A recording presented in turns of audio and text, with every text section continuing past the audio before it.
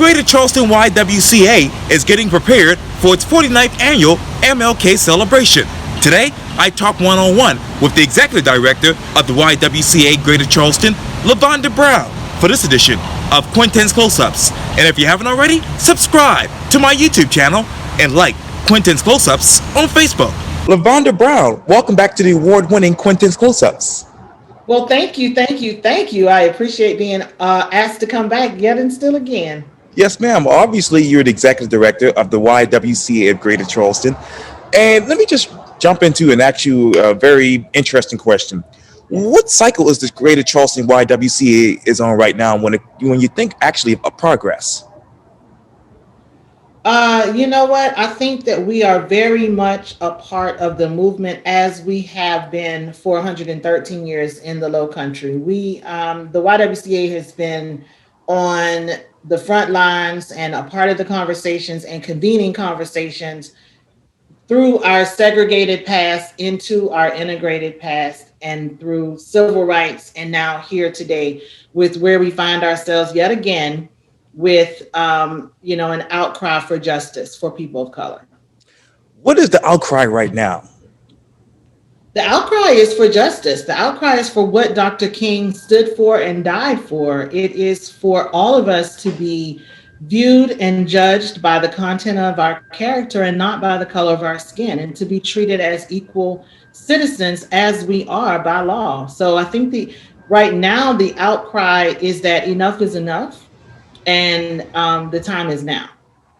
And let me go to what you said obviously on your website. It says this quote: "We are dedicated to eliminating racism, empowering women, and promoting peace, justice, freedom, and dignity for all," as you just mentioned, and we will settle for nothing else. But let me ask you, Lavanda, how has COVID forced your organization to settle for something else until you can actually eliminate racism?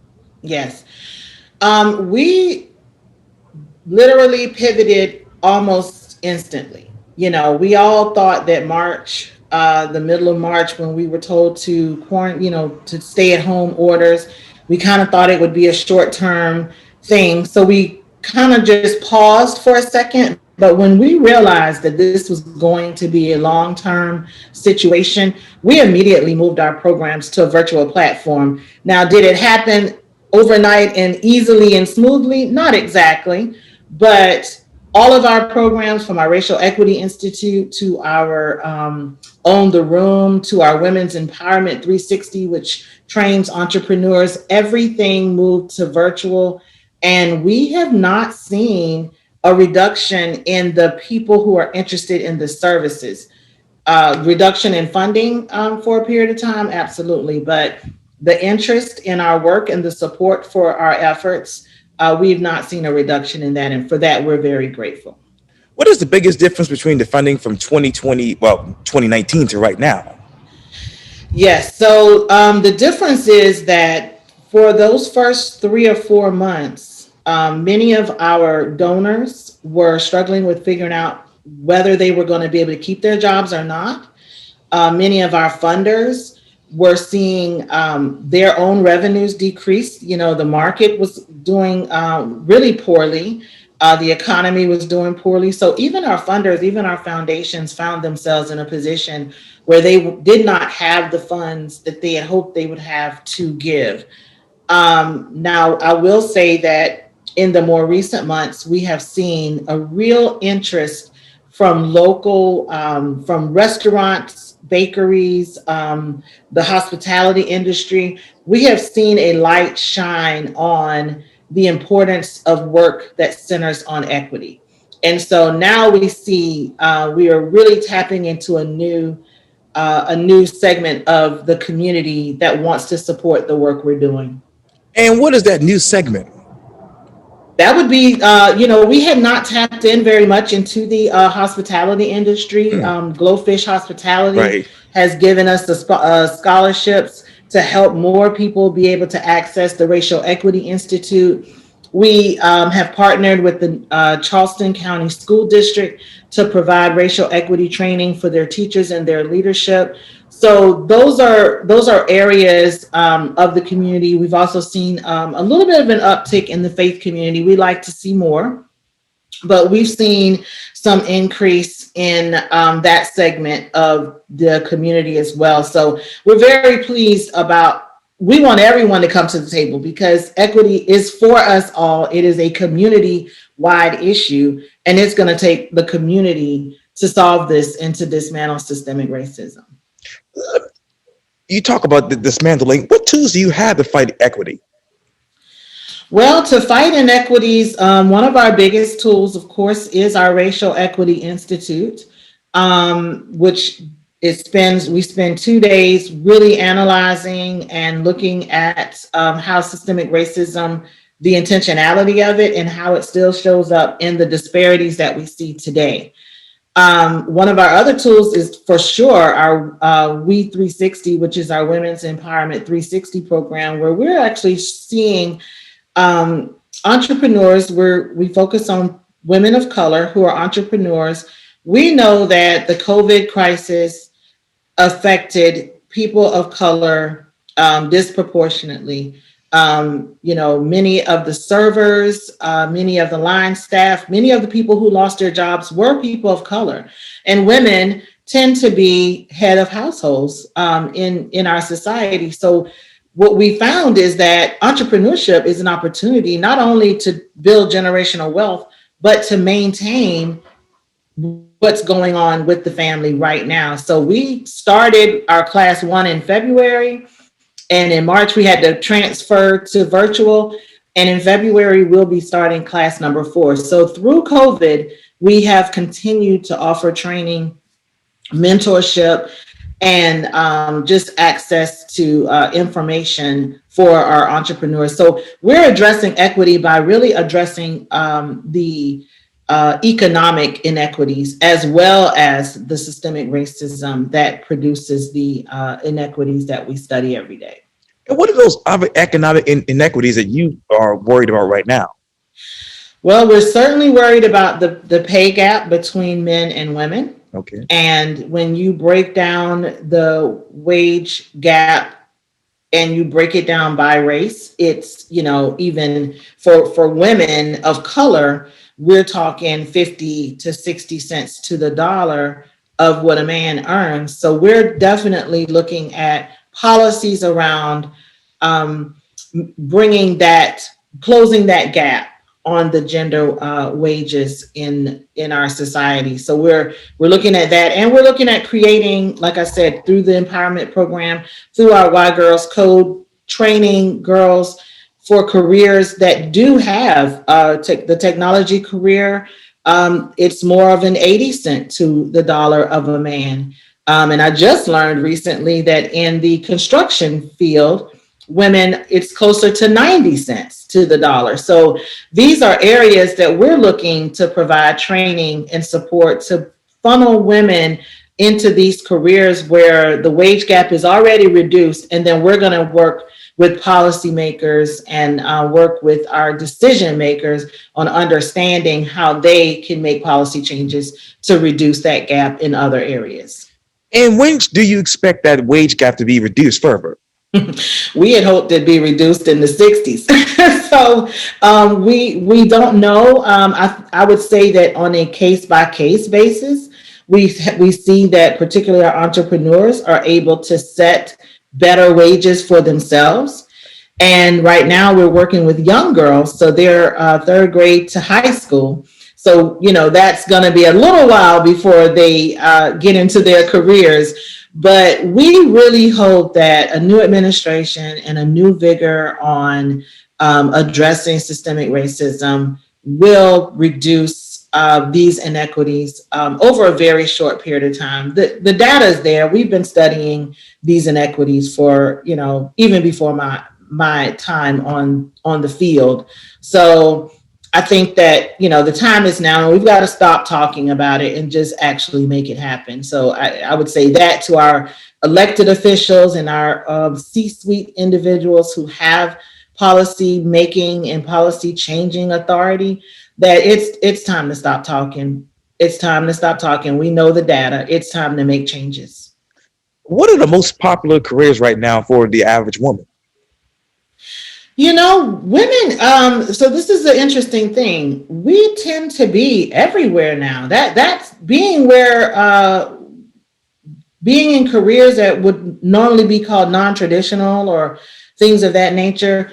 We have infiltrated almost every career. And I think right now the main issue is just making sure that we have a fair wage and that people understand that we bring just as much to the table as any of our male counterparts, and that we oftentimes are the head of our households, and that requires that we have a livable wage. So I don't think that we have so much of the traditional careers anymore. We're doctors, lawyers, engineers, as I said, construction and technology. So we're everywhere. Right now, we just need to focus on making sure we're being paid fairly. Let me turn to the obvious, and this is the YWCA's obviously big event. The YWCA Greater Charleston has opened registration for all events of its 49th annual Reverend Dr. Martin Luther King Celebration. How do you celebrate the dreamer 49 years later? Oh, wow. With excitement and sadness, I will say that. For me, it is, it's exciting. This is a great time of year. It's almost like the holidays, where people just their attitudes are different, and they're open, and but at the same time, I'm extremely saddened that we're still talking about the dream, and we're talking about it in the sense of it being unfulfilled. So we celebrate it. We're continuing to do our ecumenical, our parade, our breakfast. We're still having our kids do their poetry because we feel like the voices of the young people are important. But we're doing it all virtually, just as we're doing this interview virtually, because it's just not safe to do things in person the way we did in the past. So we're continuing to celebrate Dr. King's dream. We're continuing to highlight what his dream meant to society, and highlight the fact that there is still so much to be done. How much repair does the dream actually need right now?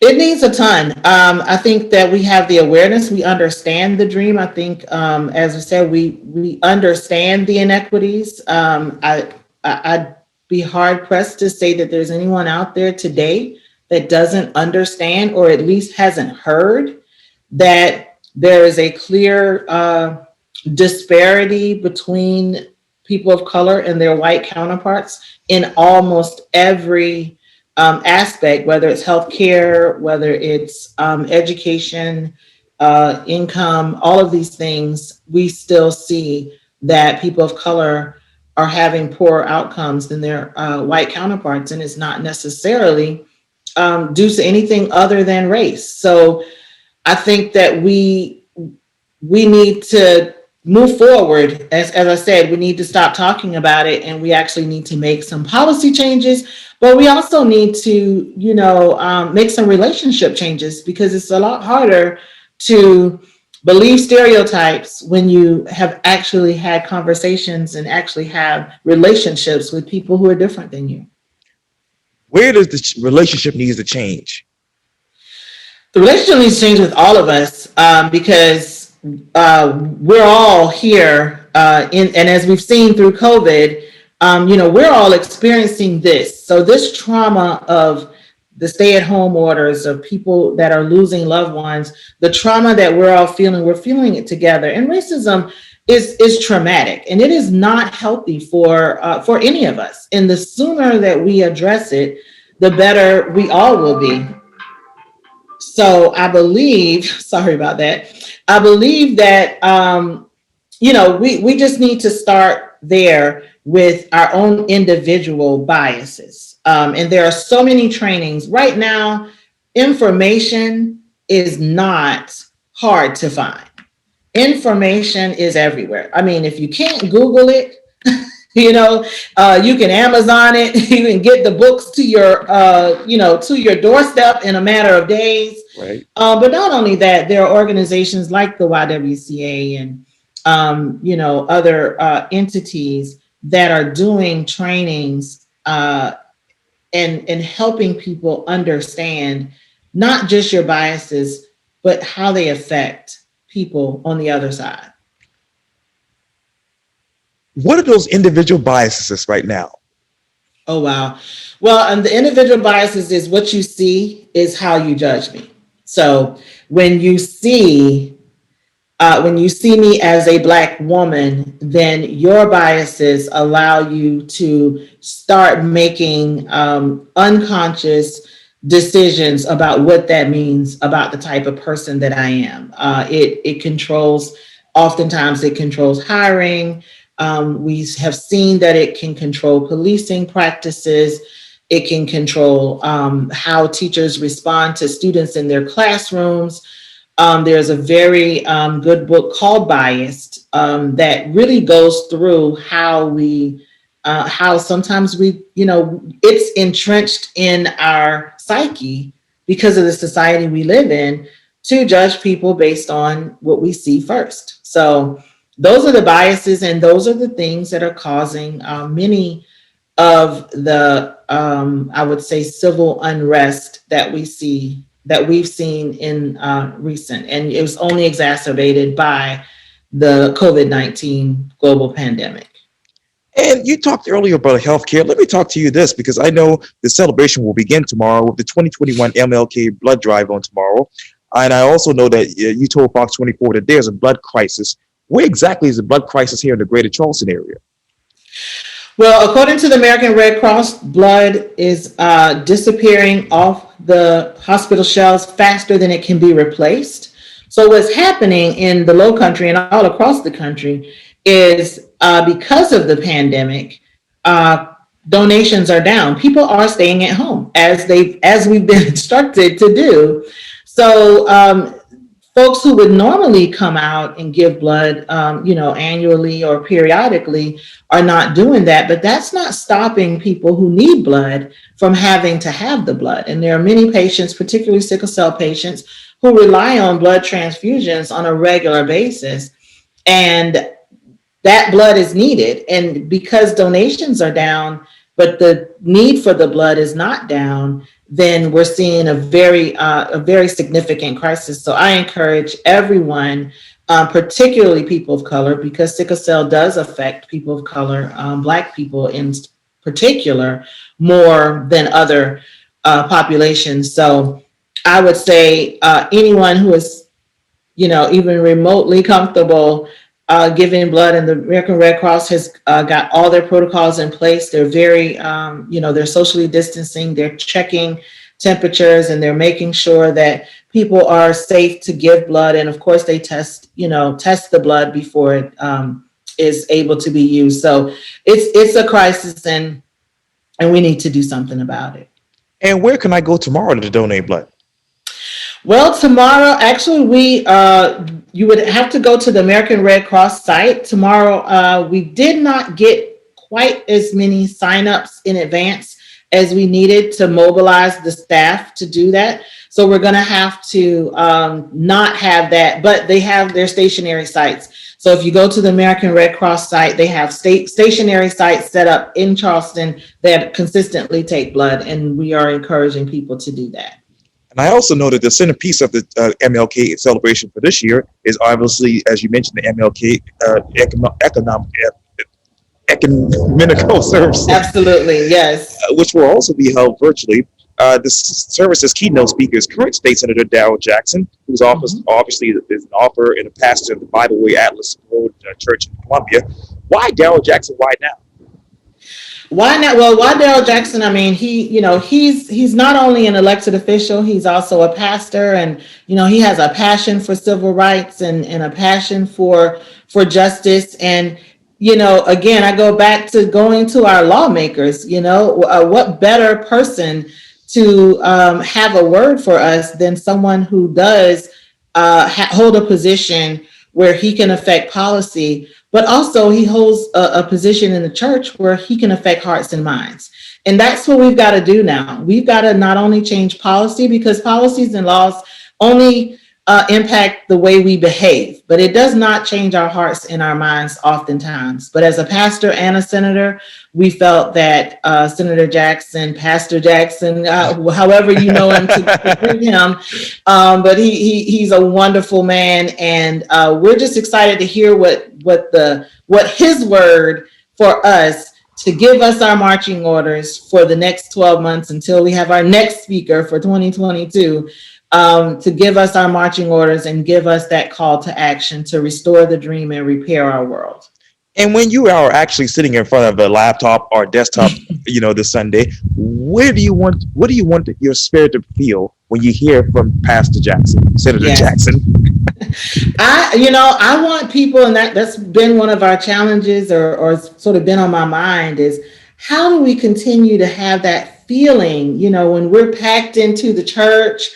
We normally, you have that feeling of camaraderie and that feeling of love and hope. And I want people to focus, and we are building a program that is designed to bring that focus to the hearts and minds and the call to action. So we're going to have singing, we're going to have preaching, we're going to have scripture. So it's not going to be much different than the program we would pack the church and watch, but we really hope that what comes across the screen is the love and the hope and the fight. We are in for a fight in order to change the world and change the community and get to a more equitable system. It's not going to be easy, and it's going to take all of us. So we hope that everyone who tunes in, Black, white, and everything in between, we want everyone to believe and to know that we can, if we do this together, we can restore the dream. And I know the celebration continues with the MLK Youth Speak Out Poetry Slam, and all aspiring poets of the school age are encouraged to submit a video of themselves actually reading a poem. What poems are inspiring to you? Well, oh my goodness, so many. But I will tell you this: as a young kid, I grew up listening to Maya Angelou and reading her poetry, and of course, the school made us read other poems that, but my parents were very much into poetry that spoke a little closer to our culture. But I will say what inspires me the most, particularly since I've been doing this poetry slam here in Charleston, is hearing what young people have to say, hearing what a 14-year-old has to say about what's going on in the world. Those inspire me, and it gives me what I need. I'm on the other side of, almost getting out of this fight, and I'm joyful and happy to see that the young people coming behind me are just as, they have just that same type of fight, and they are quite thoughtful in their presentation. So when you tune in to WCBD on Monday and watch the virtual parade, which will include our poets, you are going to be inspired by what these young people have to say. And let me jump right just into it, because obviously I want to know this. How many videos have you received thus far when it comes to the parade? How many what? Videos. Oh my goodness. We have we have at least an hour's worth of footage. I've been talking with the team at WCBD, and they've been working it and getting it produced to get it nice and, crisp and very professional for us. So it's going to be an hour's worth of bands, messages from our local corporate sponsors and messages from our young people. So it's going to be fantastic.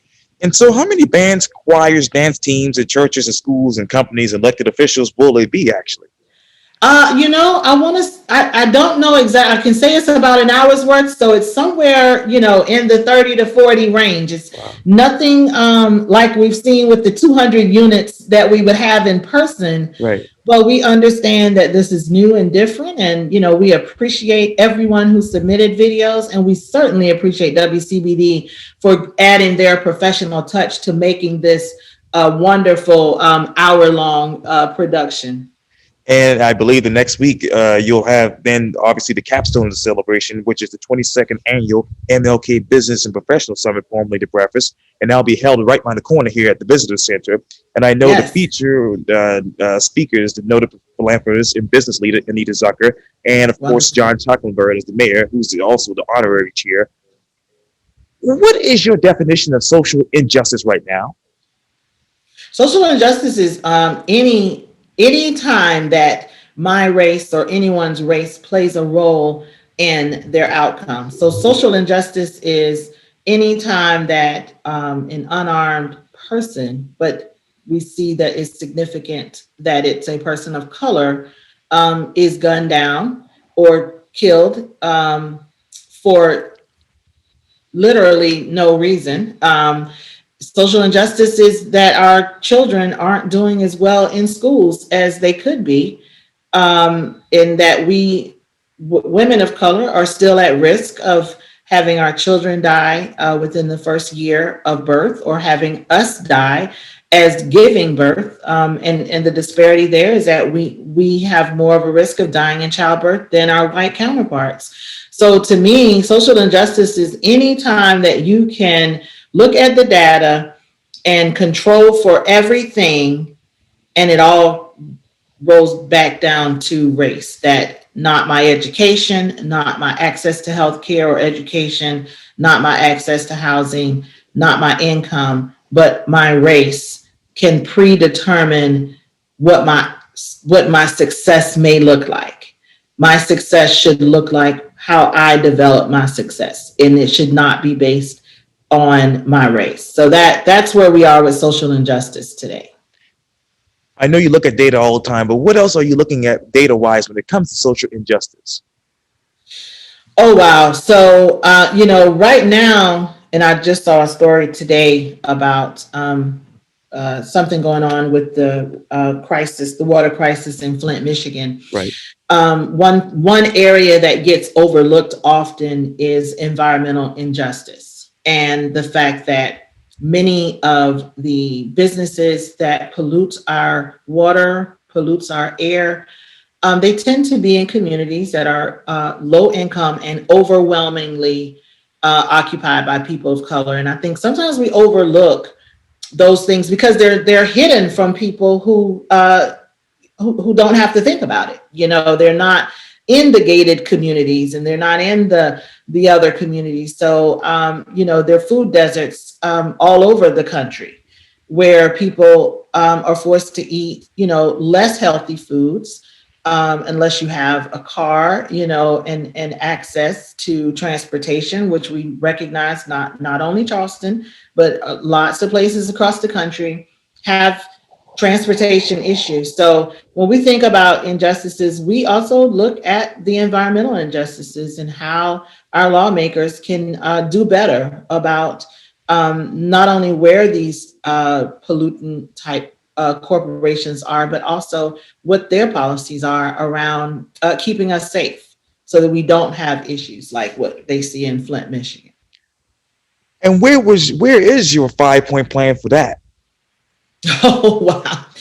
Our 5-point plan is to encourage our lawmakers and our corporations to develop their 5-point plan. Okay. We want to get them trained. We want to bring their awareness to it.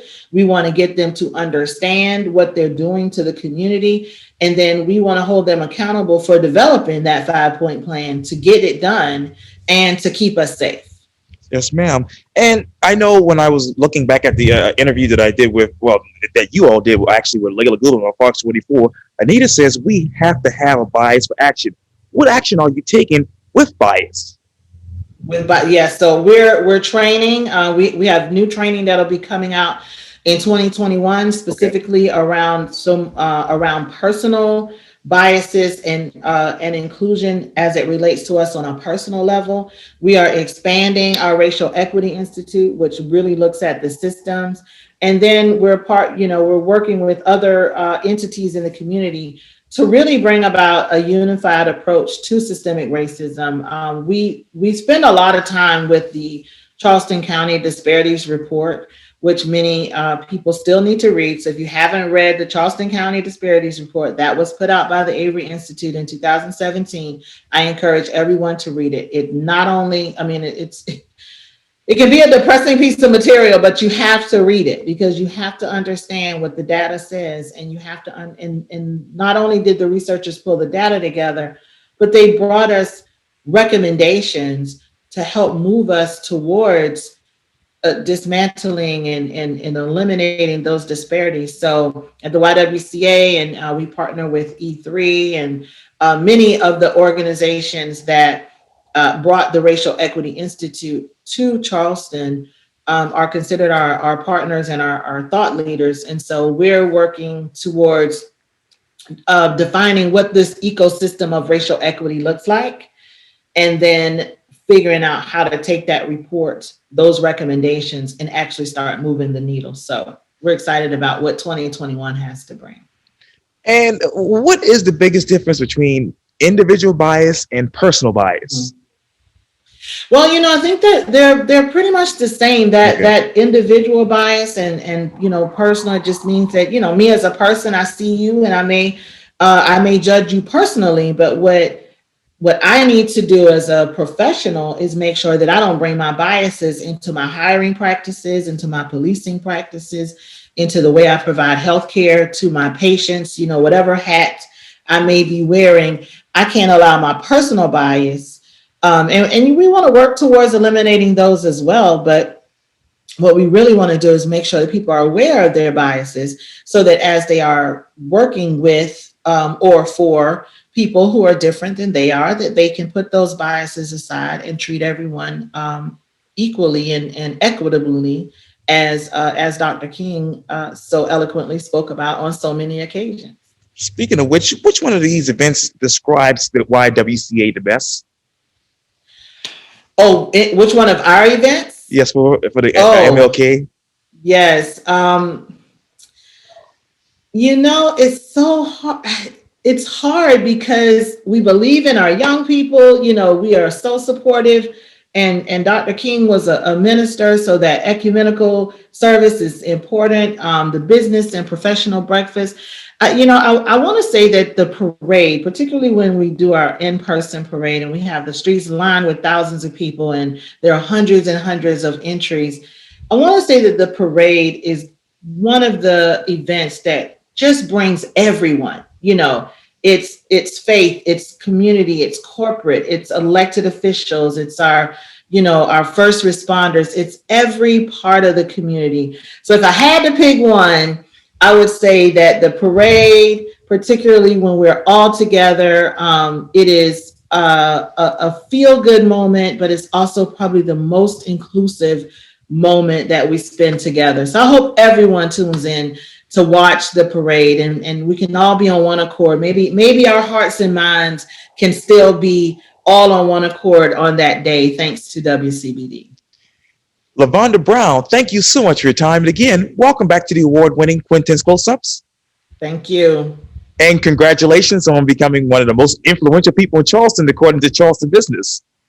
Thank you so much. Thank you very much. And thank you and congratulations for being the award-winning Quintin Close-Ups. Yes, a lot of awards sitting at home. So it's good. Thanks be to God, though.